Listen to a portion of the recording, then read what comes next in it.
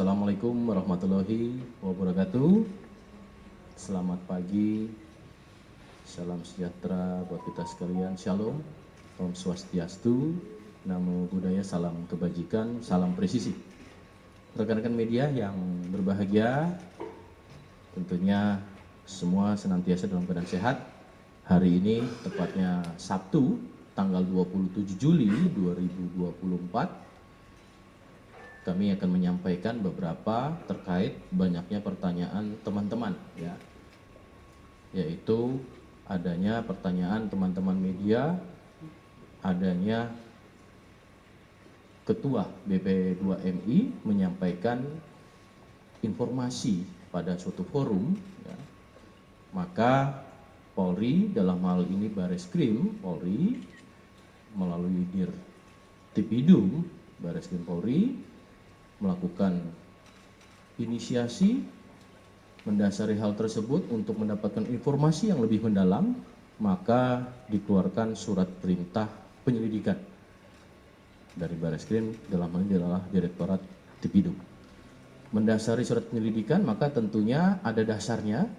Dasarnya surat penyelidikan adalah laporan informasi, baik itu pertanyaan dari teman-teman media, kemudian sudah beberapa juga ada informasi yang disampaikan oleh teman-teman media, maka mendasari laporan informasi itu terbitlah surat perintah penyelidikan. Maka langkah-langkah Polri dalam hal ini oleh Bareskrim, Direktorat Tipidum akan melakukan langkah-langkah untuk memanggil, ya, dalam hal ini adalah terhadap Saudara Beni Ramdhani yang akan dilakukan proses pemanggilan untuk klarifikasi dan mendalami informasi yang didapat tersebut pada tanggal 29 Juli 2024. Ya, itu adalah hari Senin.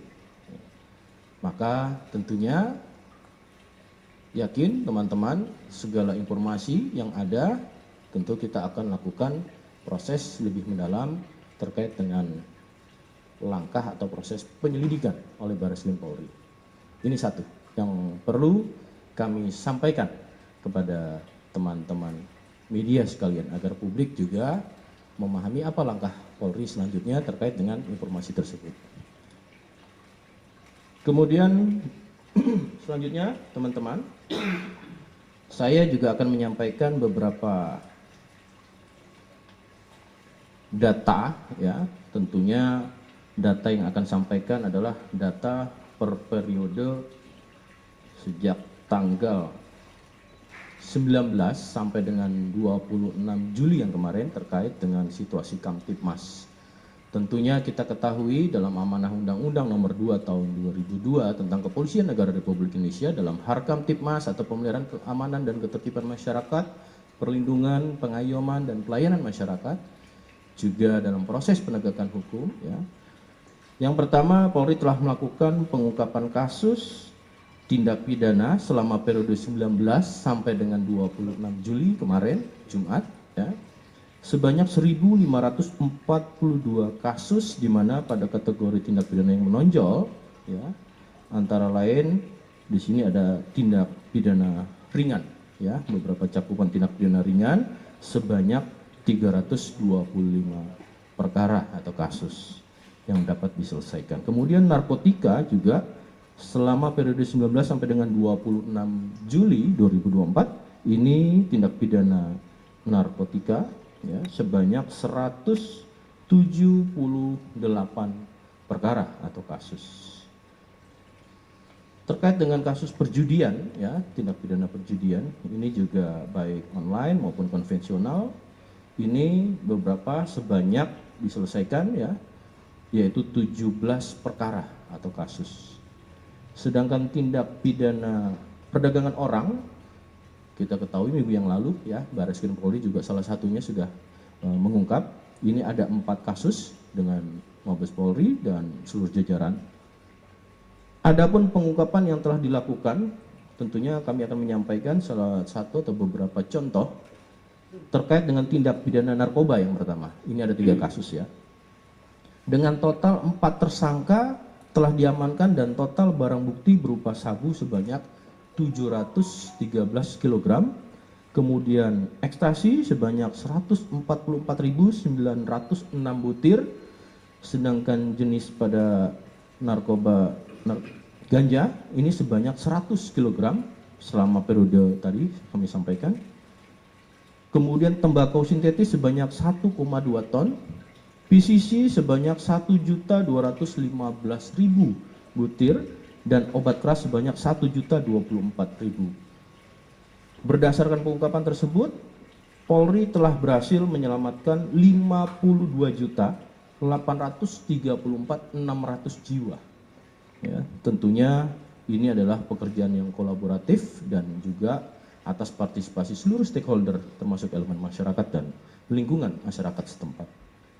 Kedua, dengan tindak pidana perjudian online, ini ada satu kasus kemarin sudah disampaikan dengan sindikatnya adalah sindikat jaringan internasional, ya.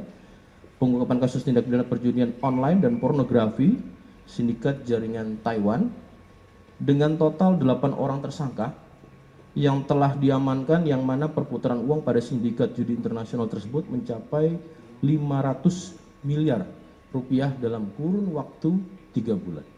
Kemarin sudah dilakukan press conference dan ini merupakan bagian dari beberapa kasus yang tadi bisa kita selesaikan. Tindak pidana perdagangan orang, ya, ini ada satu kasus pengungkapan kasus TPPO dengan modus membawa warga negara Indonesia ke luar negeri, yaitu negara Australia, di mana kerjasama Polri dengan AFP untuk dieksploitasi secara seksual. Dengan total 2 orang tersangka yang telah diamankan, adapun jumlah warga negara Indonesia yang telah direkrut oleh pelaku dan diberangkatkan untuk dipekerjakan sebagai pekerja seks komersial atau PSK di Australia kurang lebih sebanyak 50 orang dan tersangka mendapatkan keuntungan sekitar 500 juta rupiah. Kemarin juga sudah disampaikan, ini beberapa kasus menonjol yang perlu kami sampaikan. Yang keempat adalah ungkap kasus yang menjadi perhatian publik atau masyarakat. Ada 3 kasus dengan total 15 tersangka yang telah diamankan, terdiri dari, ya, yaitu ke-1 pengungkapan kasus tindak pidana fidusia dan atau penipuan dan atau penggelapan dan atau penadahan kendaraan bermotor jaringan internasional dengan 7 tersangka. Kemarin teman-teman juga sudah mengetahui, ya, yang mana tindak pidana tersebut dilakukan di 6 TKP, ya, yaitu diantaranya ada di Provinsi DKI Jakarta, Jawa Barat, dan Jawa Tengah. Kemudian juga ada 5 negara, ya, 5 negara yang kemudian kendaraan-kendaraan tersebut ini diekspor ke Vietnam, ke Rusia, ke Hong Kong, ke Taiwan, dan Nigeria. Adapun dampak kerugian ekonomi, ya, ini tentu dalam fidusia dan juga pendapatan negara, ya. Dalam kasus ini berjumlah 876 miliar 238 juta 400 ribu rupiah. Ini kasus yang fidusia. Kemudian setelah itu pengungkapan kasus online scam jaringan internasional dengan 4 tersangka. Total korban di Indonesia mencapai 823 korban dengan total kerugian mencapai sekitar 59 miliar. Juga melakukan online scam di 3 negara lainnya, yaitu seperti Thailand, India, dan China. Adapun terhadap ketiga negara tersebut tentunya juga akan mengalami kerugian, ya, dengan rincian sebagai berikut. Di India sekitar 1.077.204 juta, sedangkan di China 91.207 juta, dan kemudian di Thailand yaitu 288.300 juta. Kemudian juga saat ini, kemarin juga kita telah menyampaikan adanya press conference pengungkapan kasus eksploitasi seksual anak secara online melalui media sosial X dan Telegram, yaitu 4 tersangka yang sudah disampaikan dan ditangani oleh Direktorat Siber Bareskrim Polri. Itu rekan-rekan mungkin hari ini yang bisa kami sampaikan, dan tentunya ini bisa menjadi informasi kepada masyarakat.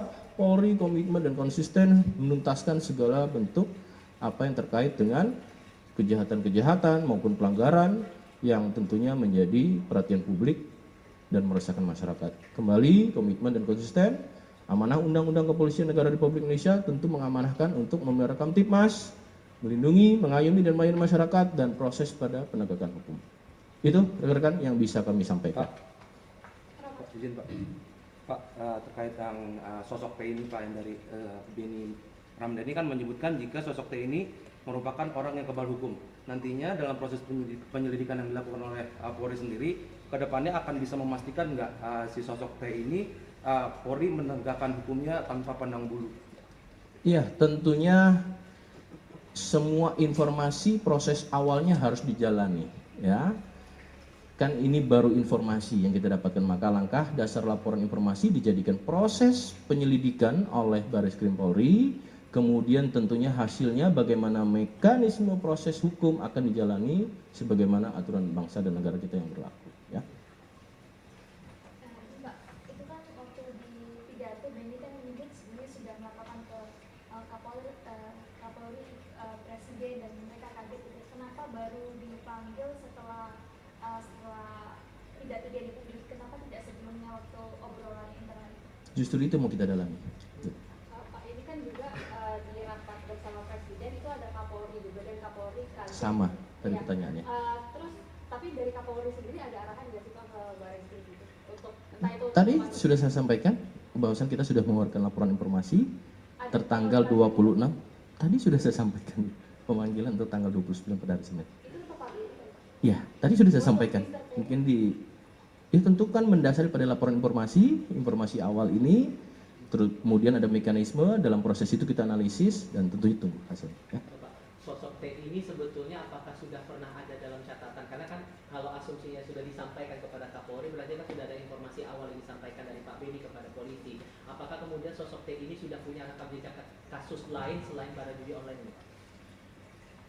Proses informasi yang kami dapati kan masih informasi yang belum bisa dijelaskan oleh Pak Beni. Maka tentunya Pak Beni sebagai kapasitas saksi dalam proses penyelidikan ini kita lakukan pemeriksaan untuk kapasitas saksi. Jadi saya paham teman-teman sudah banyak mungkin bergulir informasi, tunggu hasilnya ya. Proses ini kan baru akan berlangsung. Senin akan kita lakukan pemanggilan pada tanggal 29 Juli 2024. Tentunya hasilnya nanti kita akan sampaikan untuk lebih lanjut ya. Oke. Tapi Pak, kalau memang Kapolri sudah tahu sebelumnya, kenapa baru memerintahkan tadi penyelidikan? Itu kan pertanyaan Mbak atau pernyataan. Yang lain ya? Yang lain ya? Cukup? Soal yang lain dulu. Enggak, cukup. Yang ini dulu konteksnya. Cukup? Cukup ya rekan-rekan. Terima kasih atas perhatiannya pada dua hal ini. Yakin bahwasanya komitmen dan konsisten Polri untuk menuntaskan segala bentuk kejahatan dengan secara tuntas, dengan cermat dan tentu prosedural. Dan sekali lagi kami juga mohon dukungan kepada seluruh elemen masyarakat, stakeholder, dan seluruh bagian daripada sistem peradilan yang ada menjadi bagian untuk proses penegakan hukum yang sesuai dengan yang diharapkan masyarakat. Terima kasih, saya tutup. Assalamualaikum warahmatullahi wabarakatuh.